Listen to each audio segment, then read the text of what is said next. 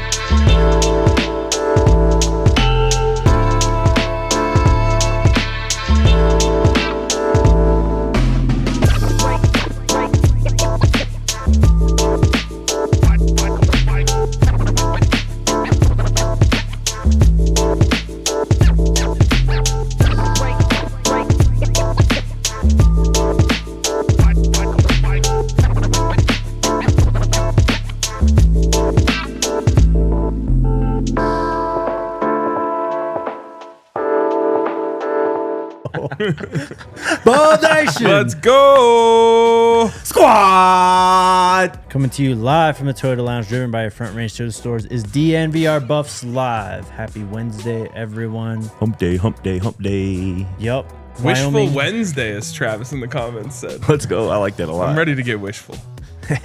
We're going to have to at some point.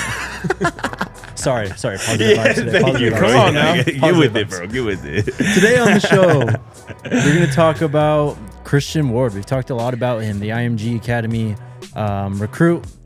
Steam and momentum is building between him and Colorado. Also, the Buffs in on a Virginia Tech transfer. Ooh. We'll Bring talk them about out. that. Bring them out.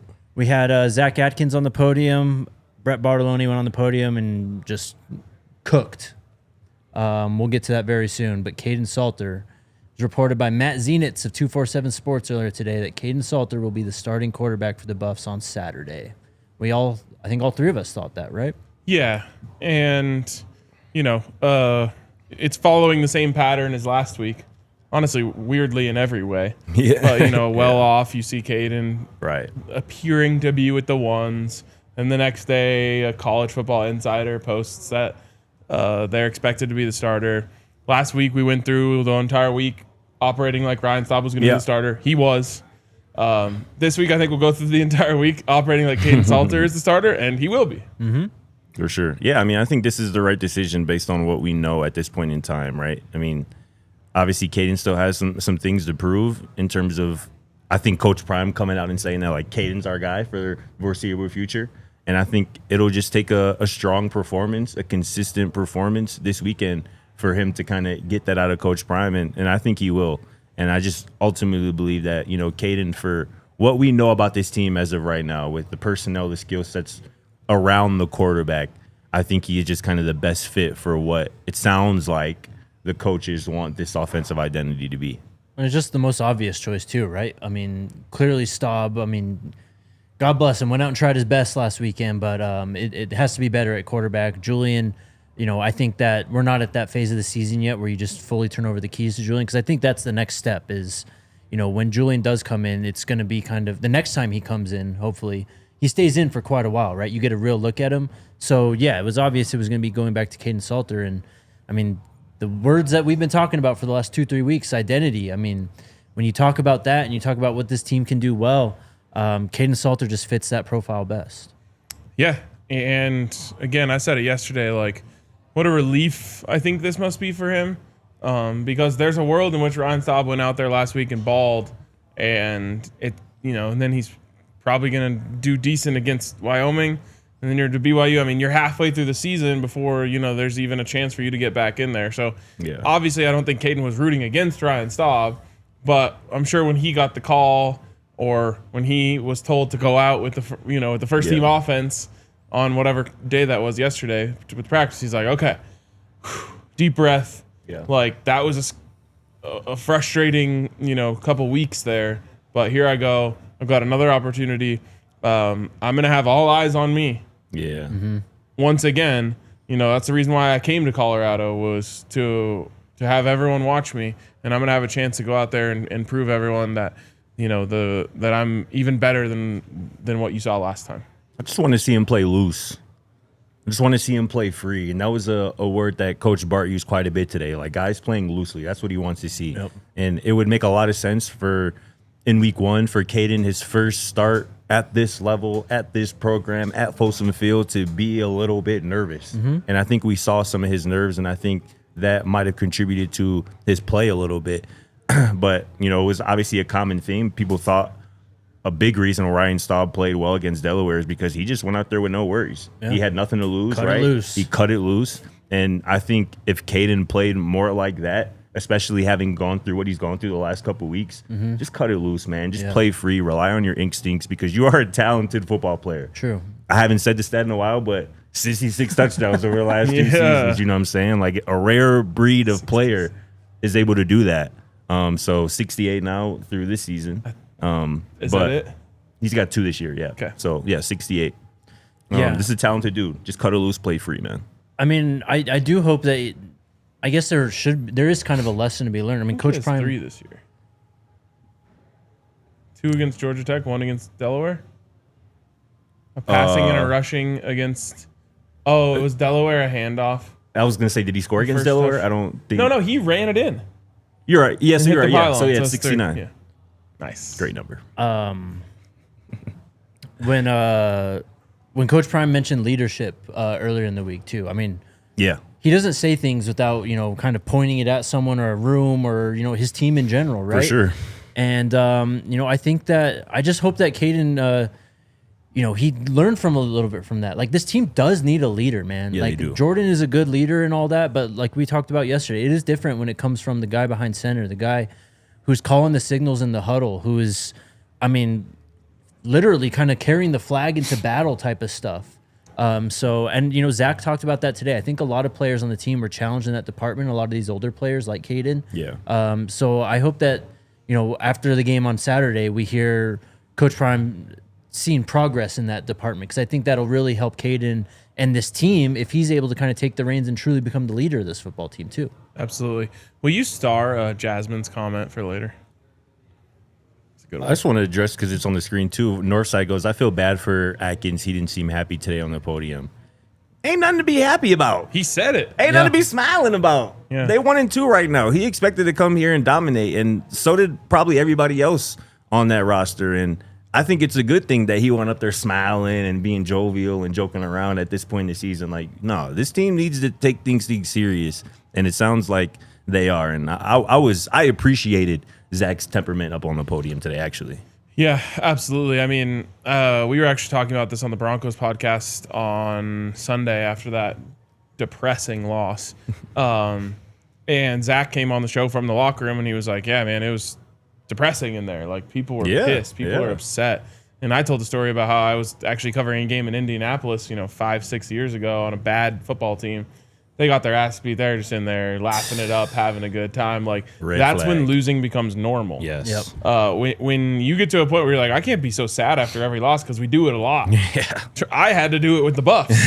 I started disassociating from wins and losses because I was just like, I'm just here to hang out with my friends, drink some beers, and have a good time. Stopped caring about the wins and losses because it was damn near expected that you're going to lose every time. Mm-hmm. When you're not pissed after a loss, that's scary. No doubt. Everyone should be pissed off right now. And, at a certain point, you do have to get to a side of the positive side of things and start thinking about why it's going to be so great this weekend. But I don't mind anyone being up there not looking happy. In fact, I appreciate it. Our guy Jacob knows what's up. For sure. Yeah. Yeah, I mean, this is another opportunity again this weekend against Wyoming. Like, they are much better football team than Delaware. They pushed Utah in the first half last week. It was 3-0 in the first half. Shut him out in the first half. Yeah, and it took Devin Dampierre putting the cape on really to make that score go. What was he? So I haven't watched that game yet. What was he doing in the first half? I don't know. I haven't watched it yet. I'm doing that tonight. I don't really but, know. yeah, we'll talk Wyoming more tomorrow. But he had a crazy play in the second half. Like the snap, Yeah. like went by him completely. He Got pulled a perfect bounce. Who did that recently in the NFL? Was that a Mahomes play? Picked up the snap off the ground and Feels like a Lamar play. Was it Caleb? I don't know. Oh, the way you looked. yeah. Either way, there's an opportunity playing this football team. to really get yourself comfortable, to find your identity, man. Like, I mean, let's stop thinking about the balance of the offense here. Just figure out what you do well, what Kaidon does well. Let's do that for 60 minutes on Saturday against Wyoming. So that way, when we go into TCU or BYU next, you have that confidence in you, in the game planning and the play caller, all that stuff. I mean, it just something I said yesterday. It's the difference between wins and losses and how you talk about them. I mean, if you win this game, it changes a lot. Of course. No doubt. And then you have an opportunity to settle the scales of your conference record a week after that at home again. Yep. All right. Coach Bartolone was on the podium today. Zach Atkins was there as well. And shout out to Alexander McPherson, first time on the podium for the true freshman. Brett Bartolone just cooked. This video is like 3 minutes. We can play it right now, or we can play it on the other side of this break. So, You're our leader, man. all right, Alyssa, let's play the Coach Bart video. This is Coach being asked, I mean, a ton about the offensive stuff. Obviously, he's the passing game coordinator now. You asked him about identity. I asked him about if they feel like they're close to a breakthrough. So here's Coach on the offense. I mean, whatever we've been doing hasn't been working. So yeah, absolutely. Like, we got to execute better. We got to practice better. We got to plan better. So I think everyone understands that. Again, execution. Like, we got to find our identity as an offense, who we are as an offense. Us coaches have to find that, and we have to get that out of our players. We got to solidify the quarterback position, right, and make sure he's comfortable and do things that maximize his skill sets. Once we find that, and I feel like we're truly on track in doing that, then we're going to be in a much better place. You mentioned identity. What do you think that is or should be for this offense based on what you know about the skill sets and the personnel? I think we're an offense that should be able to run the ball. I think we're an offense that should be able to throw the ball. I think we should be able to put together a plan that maximizes the skill sets that our receivers have. And we have a great receiving core. Those guys, they could go up, they can make plays. Our offensive line is mean. They're nasty. We should be able to run the ball. We should be able to protect. Again, comes down to execution. We got to execute a lot better. I do think we're close. I think we just got to let loose and play. And I think that starts in practice. Like, we got to practice the right way. We got to prepare the right way. I'm going to say it again. We got to execute. Okay, we can't just execute during the week. We got to execute when the lights are on. Okay, and we also got to be able to respond. Like, if something negatively occurs and something doesn't happen our way, like, we got to be able to respond to adversity, smile in its face, and play the next play. And that's where we struggle right now. But if we're playing loose, if everyone's just doing their assignment, doing their 111th, like, I feel really good about where this offense could go. Where do I sign for him to be my offensive coordinator? Anywhere? Can you show me where to? Yeah, please. Yeah, man. Shout out to Coach Brett. He's a real one, and he's a great coach. We're going to see him doing this for a long, long time. We'll talk about it on the other side of this break, though.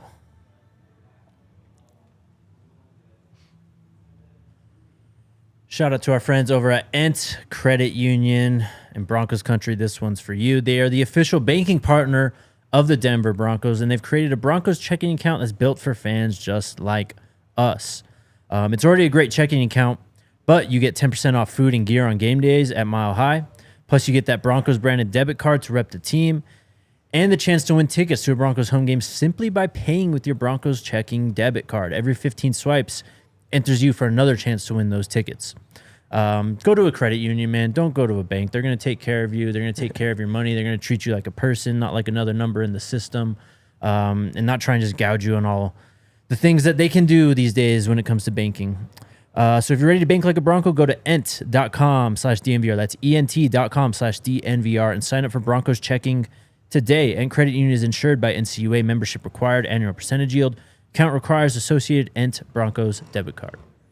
Also, shout out to our friends over at Game Time. Used Game Time just last night, actually, to go see a concert at Red Rocks, one of Scotty's favorite artists, Sergio Simpson. Bro, yes, bro. I was so jealous I couldn't be there, man. That's my dog. He loves him, and so do I, actually. And it was a great show. But the best part is that I wasn't stressing about getting tickets. I was just kind of like, the whole time I wanted to go to the concert, but I'm like, I don't like to commit to things. So I'm just going to wait back, see how I'm feeling on the day of.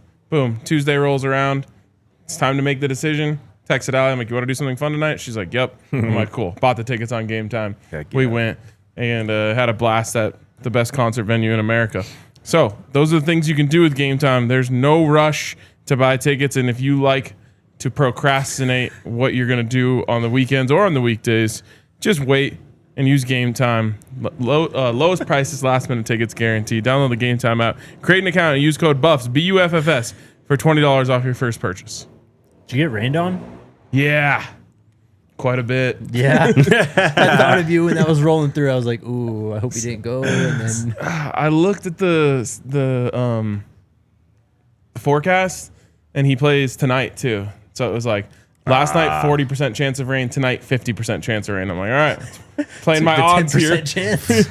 I'm like, better take my odds on the 10% less. Went last night.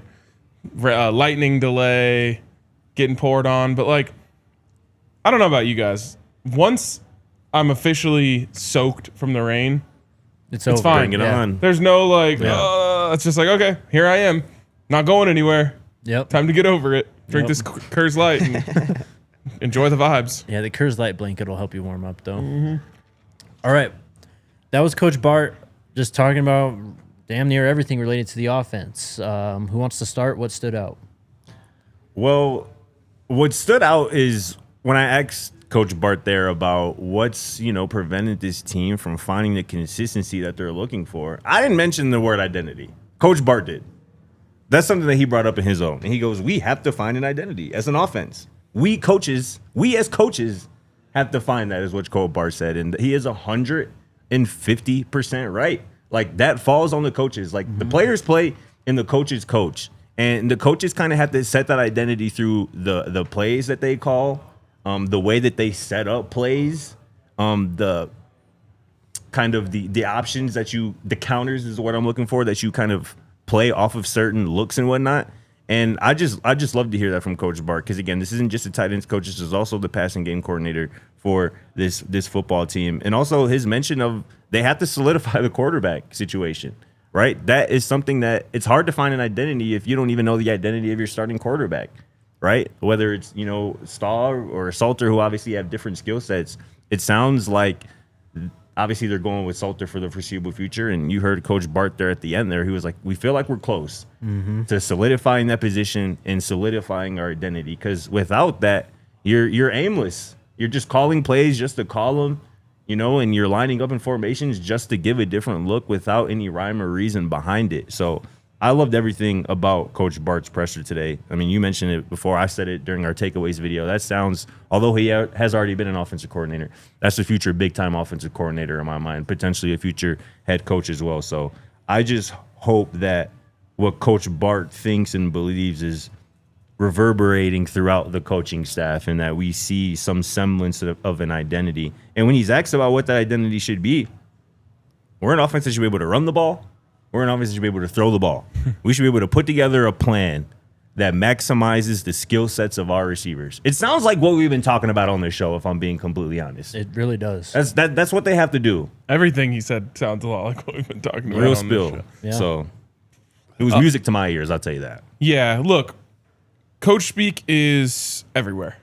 Yeah. It's not unique to any one coaching staff or head coach or any assistant.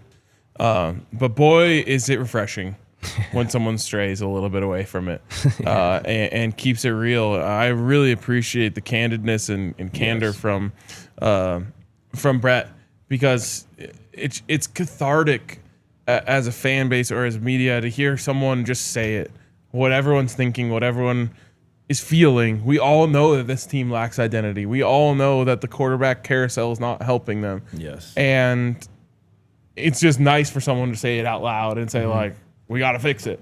I think you can go really deep into what Brett Bartolone was saying there.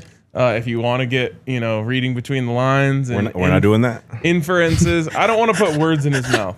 But nobody wants there's to do certain that. things like we should be able to do this. And whatever we're doing isn't working. That perked my ears up a little bit. And, but again, I don't even have to go in between the lines to appreciate what he had to say there. Yeah.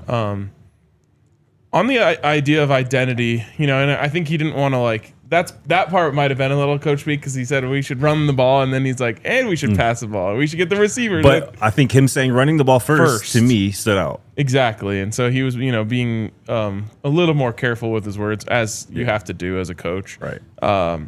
But I think it was our guy Alpine Garage Sports who said identity equals scheme, and it's true in a lot of ways. Yeah. When you think about teams that have an identity, like true identities, programs that have identities that carry coaches, multiple coaches through, it really comes back to the scheme. The easiest one would be to pick a team that like runs the triple option. And it's like, whatever coach comes in here, they know that Army runs the triple option. You're not going to come in here and turn us into an air raid team. We're going to keep this ball on the ground. Yeah. The other would be like some of the air raid teams. Washington State, like they're going to stray a little bit, but like they're still airing it out. Yeah. They have been for a long time. Texas Tech is going to be a team that spreads you out and throws the ball around. Yeah. And that you don't need to have a program that's been doing something the same way to have an identity, but that's, if you want to look at the most obvious examples, Alabama is going to play some pro-style offense. Now, they spread it out a lot more than they used to, but they're going to run the ball. Yeah. They're Ohio going to be State physical. with the wide receivers. Yes. LSU. So that's what this team needs. And then the other thing is what we've talked about a lot is having something you can hang your hat on. Yep. When everything else isn't working, what do you say? Okay, let's just go back to who we are, what we do. Yeah. That's what we have to find. And what's cool about it is I think the fastest path to an identity for this team is running the ball. And teams that make running the ball their identity and actually succeed at it are really hard to beat. Yep. I mean, So there is a path to this team getting back to smash mouth football and becoming dominant. But to me, it does start with solidifying the quarterback position, like Brett said, because as much as, we've heard the coaches say that they don't change what they do depending on, you have to change it a little bit, and you can only lean so far into one style when you know that that's the style you're moving forward with. Yeah, I mean, what you said off the top, just hearing someone on the coach, I think, our coaching staff say it, I mean, they know more than anyone. They've watched the film more times than anyone. They're, talking to these guys in meetings and practices and to each other in game plans and stuff. They know the issues. They know what's going wrong. So, yeah, shout out to Brett for, going up there and being candid and just saying, or just laying it out there, really, just the facts of the matter of the situation that they're in. Something he said, though, also kind of matched up with Coach Prime said on yesterday, and they think they're close. And how can you not think you're close with all this talent on the team? And, it is going to be about, solidifying the quarterback, of course, and finding an identity and just a go-to, thing offensively for sure. But, I mean, again, just the talent on this team, on this offense in general, is enough to overpower damn near anyone in this conference. And it's going back, I can't even remember when I said this, after Georgia Tech or something. It should not be that hard. And they're making it so difficult for whatever reason, for multiple reasons, really. But, and when he singled out the receivers too, he says, we need to run the ball, we need to pass the ball. We have some thoroughbreds in that wide receiver room. Just let them, we got to highlight them. And he's absolutely right. I mean, I don't think that, when they drop back and throw the ball over the last 3 weeks, it's been anything that's like, like you said, like scheming guys open. Like, can we get one guy schemed open? Just one. Find Sincere Brown. He's a burner. Can we get some crossers? I don't even know what it is, what you want to do. Just, it should not be that difficult to get guys like him, give Draylon the ball, 5 yards downfield so that he has some space to make a move and potentially break a tackle and go score. Omarion, again, we've seen him take curls to the house. Yeah. Like, I don't even know why this seems so hard, but Brett at least is, saying it like it is, and he realizes that we have a lot to work with here. This should not be this difficult. I'll never forget Jordan Seaton, a.k.a. the franchise, after week 1 saying, some people try to make football complicated. It's not. It's really not when you really think about it and you know what you have in-house. And talking about this identity thing, and it made me think about when I asked Coach Prime about it after the game, and he seemed to be like in a real deep thought about it. He was like, that's a really fantastic question. But the first thing he says after that, he goes, I feel as though we have the players with the ability to be physical and run the football. That was the first words out of his mouth when he answered my question about identity. That's what this offense has to be about right now. That's just simply what it has to be about. And I just think that is where this offense starts to find itself and starts to find some consistency. Everything else should just play off of the running game. And again, it would be one thing if you didn't have the offensive line to run blocker, if you didn't have the ball carries in the backfield to get the job done. You do on both accounts. And Brett Bart even mentioned it there too. He was like, we got an offensive line that's mean and nasty and wants to run over people. Coach Prime said it in like the opening press conference start of the season, like it's going to be hell on the field.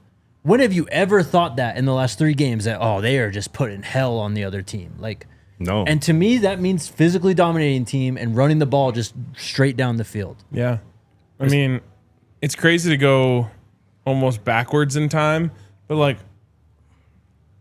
like I'm even cool just like setting aside RPO and like get under center. Yeah. And run someone over. Mm-hmm. Yeah, put someone in a fullback for all I care. I know we don't roster a true fullback anymore, but put someone big in there and let them play. Go hit somebody. Give me a linebacker. Yeah. And just say go hit someone and line it up and impose your will. Yeah. Obviously that's not the scheme, but it'd be nice to just see them start a game by doing that. Right. And showing Wyoming, that this is what this is what you're in for today. Yeah, and Rise Academy has it perfect. And I mean, Coach Prime wants to run the football, bro. He played with those Cowboys teams. You know what I mean? He played in the 90s NFL. Like, if anyone knows the importance of running the ball in this coaching staff, it's Coach Prime. And yes, he played DB, and he's friends with Michael Irvin and all these wide receivers and stuff. But he played in like this era of football where that's what it was about. Every Sunday it was line up. Who's going to be the more physical? Who's going to be the more dominant team? 99 times out of 100, those teams would win those football games. Yep. And look what they played this year. Georgia Tech's identity was that. Houston's identity was that. And it worked. It worked quite a bit. And a lot of people say that football is a copycat sport. Use some of the things that these other college football programs around the country have successfully used. With a running quarterback, with a run-first team. Utilize it. Copy it. It's out there. Go watch the Broncos' first 5 drives from Sunday. Cooking. Sean Payton was unreal. Unfortunately, he couldn't keep it rolling, but there's a dozen plays in there that you can steal. No doubt. Yeah, I mean, and like complex ways to dress up simple concepts. Yes. Yeah. That's what I'm looking for. Is like, cool. I know you're gonna run mesh. I know you're gonna run flood. Spacing. You're gonna run space. Exactly. Make the defense think it's gonna be something else. And this is another thing I said a few weeks. Like, you can do all the same things, just add more motion. Like, you can window dress it up to make it much more difficult for the defense, but also like very easy for you. Like, these things could be 1-word tags in the call. You know what I mean? Real like, spill. and also just, I mean, to what you said about Kaidon. Look, there's offensive coordinators who dream about having a quarterback like Kaidon Salter. It just really should not be this hard with a player like him who we've seen. Nick Minicucci even did it. Of course, Haynes King and Connor Wegman did it. Yeah. Putting the defense in a bind, man. Like, you should be able to really cause some issues with this guy at quarterback. We just haven't seen it. I mean, who's the best player on this offense? Jordan Seaton is. Yeah. And typically, right, best player, you think of like a receiver, running back, quarterback. This is a different situation because the best player in this offense is a left tackle. It doesn't excuse you of ways to try to utilize your best player. Run right behind him. Pull him. Get him in space. Yeah. You like to run screens quite a bit. How about screens where Send Jordan him out. Seaton is out there in front leading the pack? Like, that's what we have to see. And I think I saw, Coach Reed, he was on the morning run with Unc and Chico and Dukes, where he was like an old school thing that he learned. I think it was from Bobby Petrino, who's a legendary basketball coach, but it kind of applies to football. No, he's football coach. Oh, yeah. I'm too, yeah. He was at Louisville. Pitino. Yeah, that's exactly what I was thinking of. But anyway, like, your best players, your 2 best players should touch the ball like 80% of the time. The rest of the 20% go to your 3rd best players on offense and the rest of those guys. But like, we had that figured out last year. And that's what I'm saying when we're talking about identity. This team had an identity last year. Right. It really did. They were going to run 4 or 5 receivers on the field. They were going to spread it out. They were going to get the ball out quick and get the ball to their best players more times than not. And even in 2023, when this offense struggled, they still had an identity. Yep. It wasn't leading to wins, but you knew who this team was offensively. Yep. And that's what they got to get back to. It's going to look different, but That's just what you got to get to, man. Look at who your best players are, and because there are some talented damn players on this offense, and utilize them, put them in the best position to maximize their skill sets. It's almost like they're like overwhelmed by how many like good players they have. It does seem like that, bro. Like it does seem like you that. have, you know, DeKalen Taylor who can do all this stuff. You have Kaidon who can do all this stuff. You have Draylon who could really be effective. Why hasn't he been in the backfield yet? Why haven't we seen that? You have Omarion who can do it. Like, just simplify. Like, stop trying to feed all the mouths in every game and just go, these two guys are going to win us the football game. We are feeding these guys. They will get at least 10 touches each. If we have to go away from it, then we'll talk about it when we get there. Exactly. And it's matchup based. Yes. It can change week in and week out. Yes. You can say, this week we love Omarion's matchup. We are going to spam it. Yes. You can say, this week we love our offensive line versus their defensive line, especially on the left side.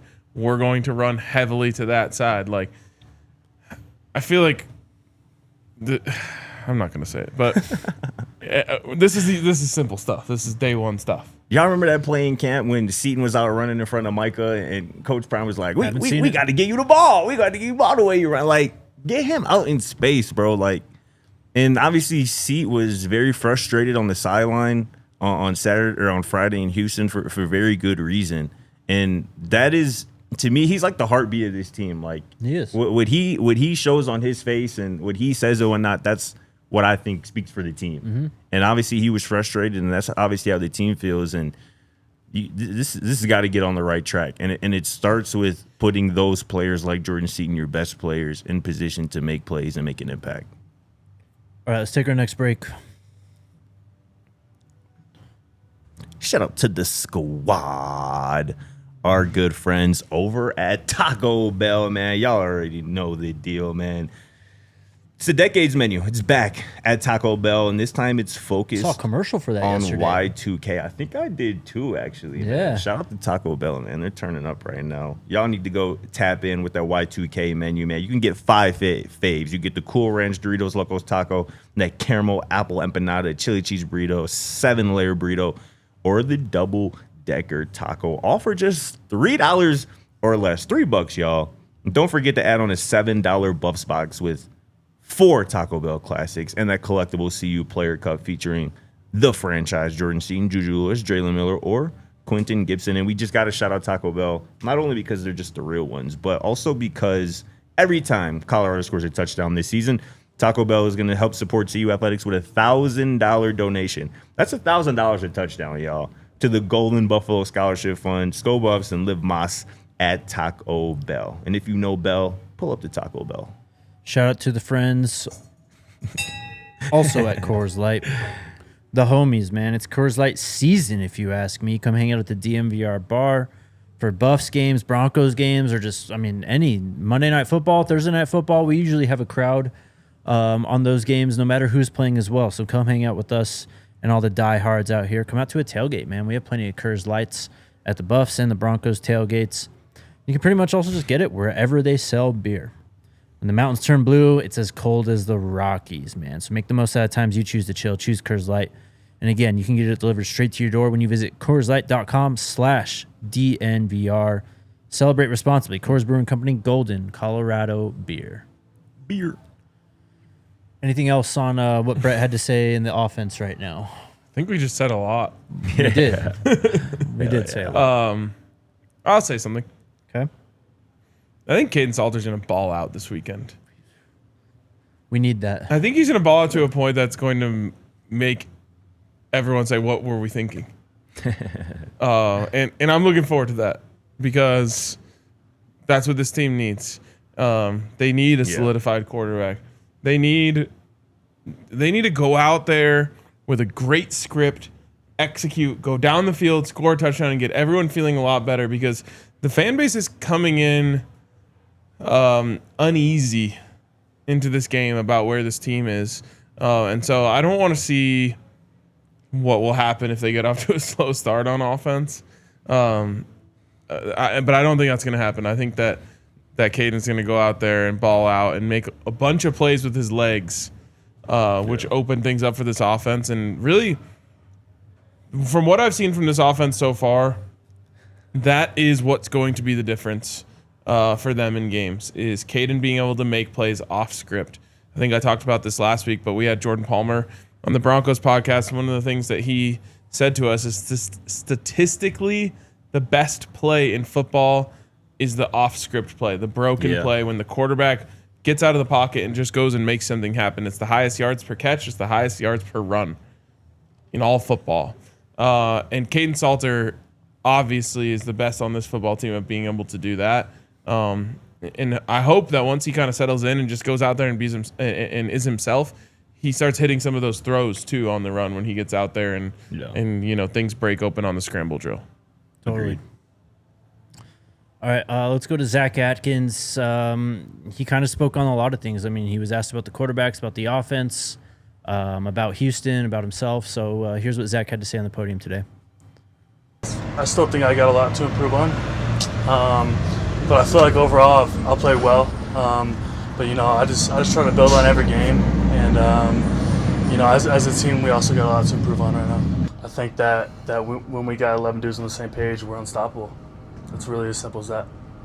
Yeah, it's a long season. There's a lot of good teams in the country that are 1-2 right now, and I still think that we're a great team, and we're still figuring it out a little bit offensively. But I think we're gonna have a great week this week. I really do. Oh yeah, I think we're on the same page, man. We're just 1 or 2 plays away.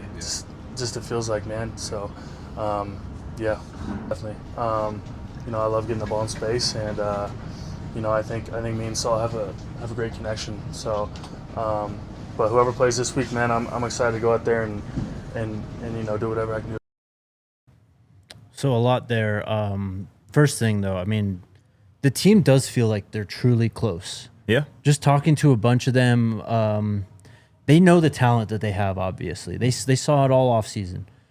They really, I think, and again, it's the difference between wins and losses and the conversations that surround them, right? No doubt. It really is 1 or 2 plays. And those 1 or 2 plays, whether they go right or wrong, determine, how excited you are about the next week and the future of the team. And if they don't go right, it's, this is just an issue. It's, we got to fix this, blah, blah, blah. So I like the belief level of the team. I also liked what he said. We heard this before the first game against Georgia Tech, that Kaidon looks for Zach a lot. And they have a really good connection on the field. And, he's going to be one of the greatest beneficiaries of Kaidon being back on the field this weekend. I think so. He had 2 really nice catches in kind of like rapid succession in week 1 against Georgia Tech, kind of on the RPO look. Zach talked about it there. Like, he likes to get the ball in space because he's an athletic guy, kind of a twitchy guy, even more so than you would expect for somebody as massive as he is. And we haven't seen him involved really the last 2 weeks. He did have a drop last week against Houston kind of later in that game, but this is somebody who I think should be one of those guys, certainly not like the top guy or maybe not even the second guy, but let's carve out 4 plays that we know we're going to call or we know he's the number 1 read. Yep. You know what I'm saying? Because he is somebody who can make things happen after the catch, and he plays with an attitude. When he makes a catch and stiff arms somebody or breaks a tackle, that gets the sideline turned up. That gets confident in the entire offense, the quarterback included. And I do think, Kaidon and Zach, we saw throughout fall camp, they built a nice rapport with each other. And, we always know tight end is a security blanket of some sorts for a quarterback. And that's what all quarterbacks need, somebody like that, a big, reliable target with a wide catching radius, all things that Zach has. So I think he's in for a big week this week. And I think that could kind of jumpstart the type of season that we all thought that Zach could have. Absolutely. You have any thoughts? Get him the rock. Give him the rock and let him rock. Yeah. I think that getting the players the ball in space is should be a big focus. Yeah. But not with bubble screens. Exactly. Because the space hasn't been there. But you saw the other day when Draylon got ahead of steam. Yes. And boom, people are bouncing off him left and right. You got to find a way to get him moving forward before he takes contact. I'm talking jet sweep. You could run a toss play to him, a motion into a toss. Yeah. anything to get him with the head of steam because he's incredibly difficult to tackle. Remember the seam route that he caught last year against Utah? He's throwing guys off him on the goal line. Like, get him moving forward. Yep. Not to go back to this, but like, just the players that we have are set up for catch and run opportunities. Like this, like West Coast style, like passing game that they're trying to implement is just, it doesn't match what these guys are good at. I mean, you know, Omarion can take a curl and turn around and go to the house. Like, yeah, we've seen that. I'm sure Sincere has the same type of stuff in his bag as well. But these guys are just so athletic, man. They're so big and they're so strong across the wide receivers, the running backs, and the tight ends. Like, they got to be moving when they get the ball in their hands so they can take advantage of that. And it's just, it's like a philosophical clash between the roster and what's actually being called on the field. One last thing, and I promise I don't mean to keep going back, but you're talking about like wins and losses, and like you still won in week 1, things look completely different. You know, you're able to win against Houston, things look completely different. The things we're talking about are completely different. I go back to Georgia Tech, and I brought this up. Tie game, 5 minutes and 19 seconds left on the clock. Colorado's defense forces a stop. Colorado gets the ball. If you have an identity in that moment, that's what you lean on. 5 minutes left on the clock. We're going to run the football. We're going to lean on our identity. They're not going to touch the ball again. Instead, they call 3 passes, and it's like that's not what this offense should be about right now in the game's most pivotal point. And if you go down, even if you put down, go ahead and put together a few first downs, and you still have to punt it. Georgia Tech probably doesn't get a chance to score, and maybe you go into overtime, and again, maybe you still went out in overtime. Well, you force them into where they're uncomfortable, and it's Haynes King throwing the ball as opposed to him calling quarterback draw, quarterback power. Maybe they get the ball with like 2 minutes left instead of 4 minutes left, where they can just run their offense and stick to their identity as Georgia Tech. So that's just something that I think about. And again, if they handle that situation, they go down and score. We're thinking and talking about Kaidon Salter completely different. We're thinking and talking about this team completely different. So it is the little things, but it all comes back to, for me, the identity, the play calling, and those 2 things have to get figured out. You just reinstalled the pit in my stomach about that game, so thank you. Sorry. Apologies, brother. All right. Let's go to recruiting, actually. But I'm sorry. One more thing too. Go for it.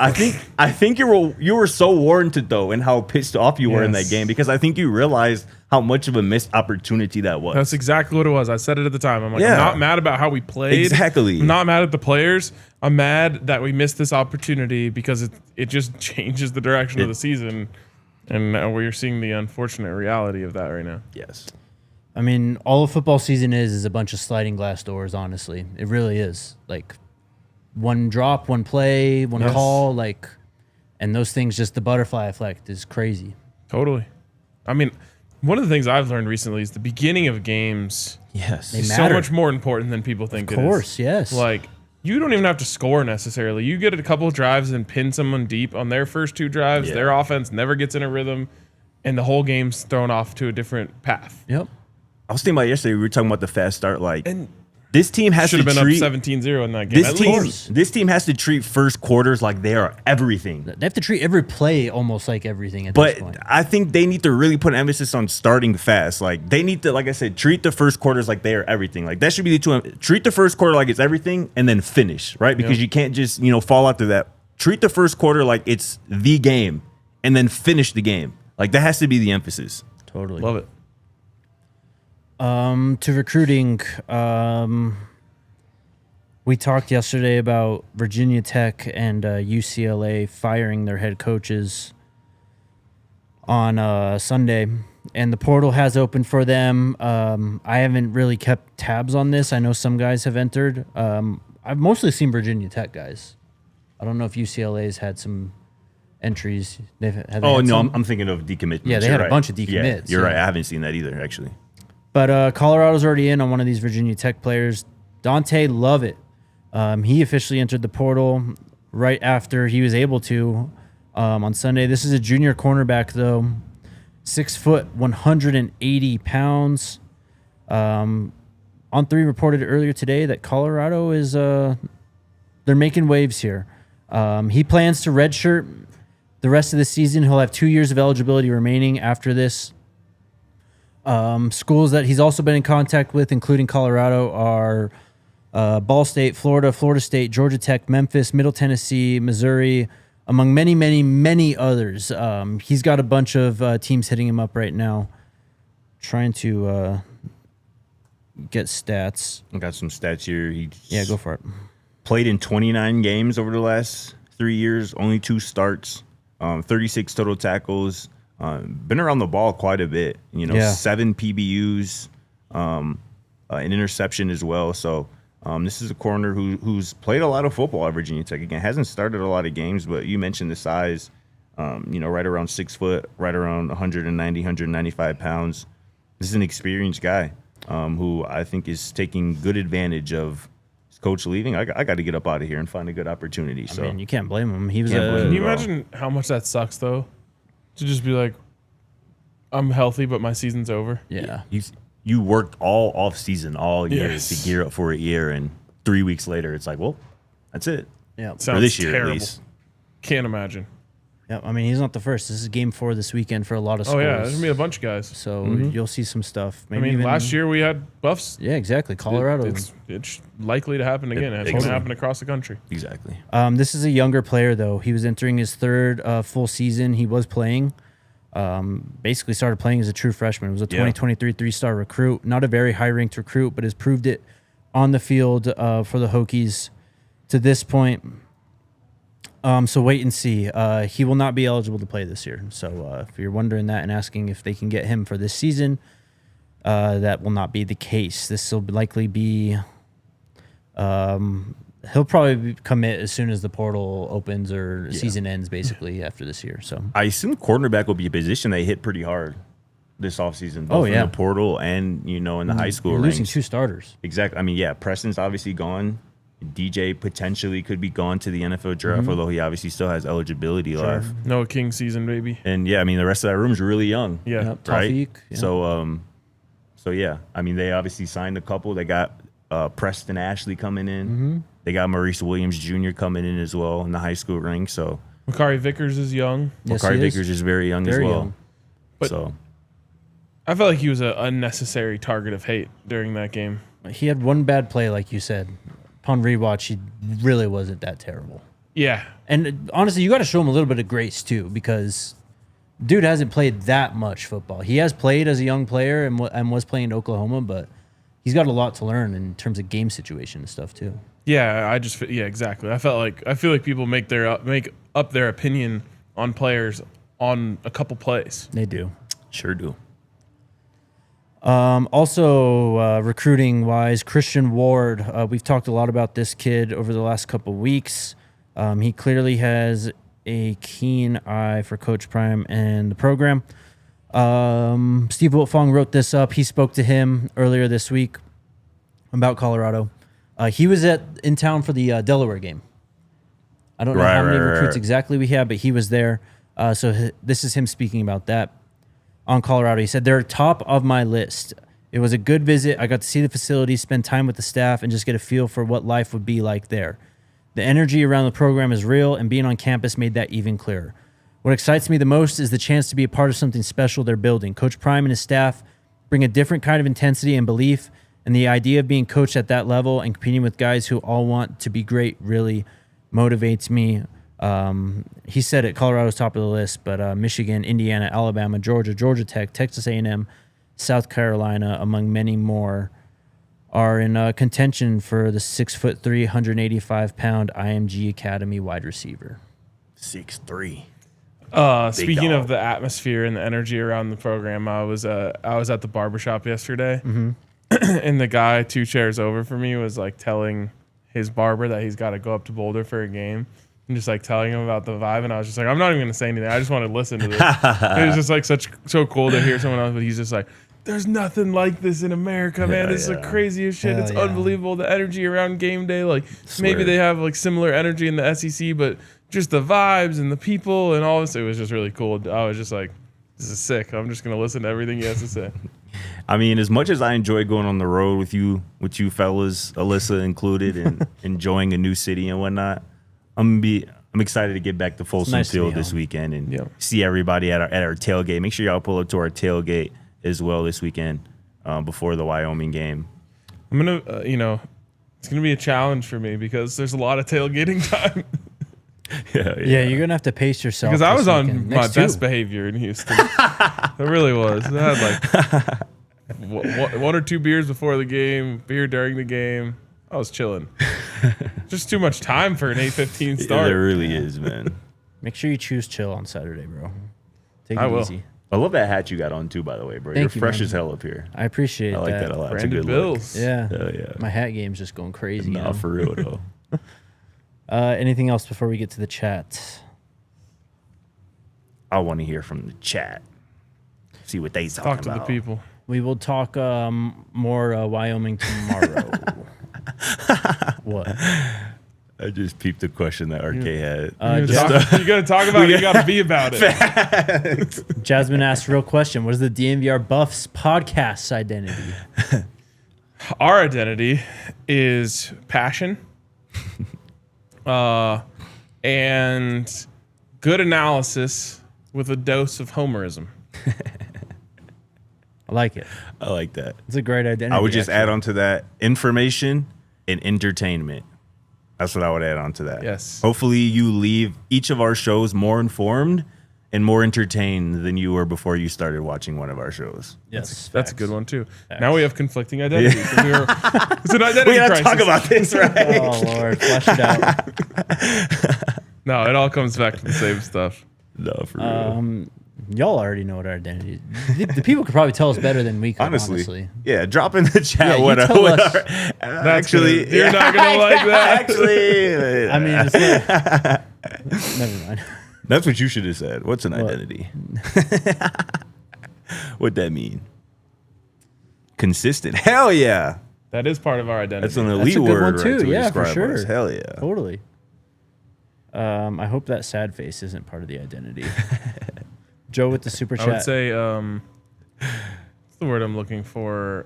Timeliness, not part of our identity. What do you mean? Yes. Me not eating meatloaf I'll is just certainly tell you, part of the identity. Zach, I do the podcast with the Broncos every day.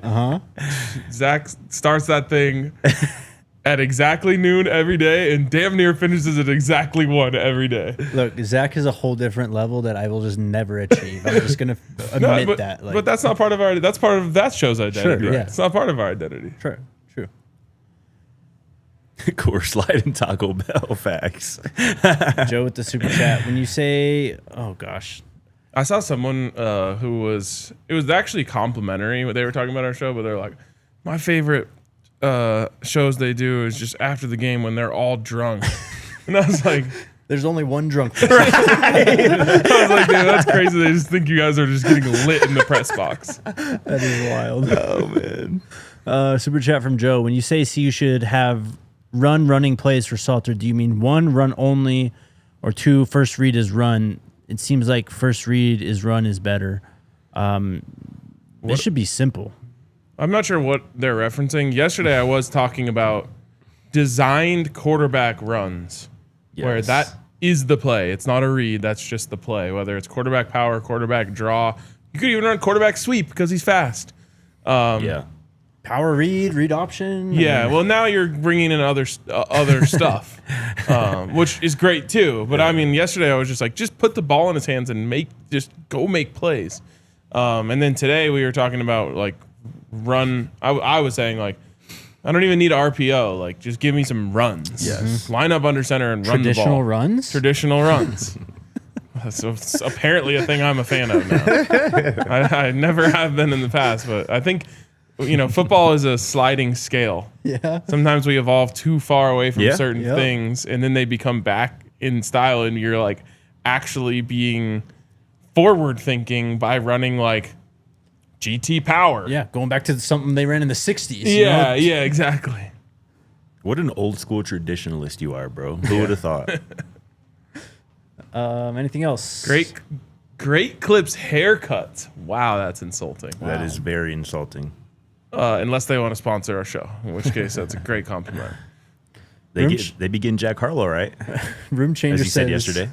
y'all are a fun bar conversation that you learn a ton of valuable life lessons from. I like that That's too. fire. That is actually one of the founding principles of this podcast network that we used to talk about. It's just like, it should feel like you're at the bar just talking ball with your boys, but Facts. one of your boys just has a little more information than you. True. Robbie, I do sometimes. I do Facts. for sure. It's facts. Tomorrow we will talk a lot more, in particular about Wyoming. We'll have Know Your Enemy tomorrow as well. But yeah, we'll scout them tonight and talk about it tomorrow. Don Peasy at the last second super chat says, Peasy. second day in a row, I missed nearly the entire show, but I'm sure it was perfect. The producer was funky and dope. Jake with this angry analysis, Scotty with the deep analysis, and RK running that mouth pause. Wow. Wow. Pause. Yikes. Honestly, that's the identity of our show right there. That super chat. Yeah. Pretty We much. usually have a lot of fun as part of our identity. I had fun today. Did you guys have fun? I did. I actually always have fun with you guys. Hell yeah. Talking football. People Sometimes the topics are more fun. True. people accuse me of laughing or in somebody's case giggling too much, and I don't take offense to that at all. Yeah. I'm just with my boys hanging and they make me laugh, Exactly. and the chat Yeah. makes me laugh sometimes too, and I just like to laugh, so I I used do to it. always get after Zach for that. Now it's just Really? part of his identity.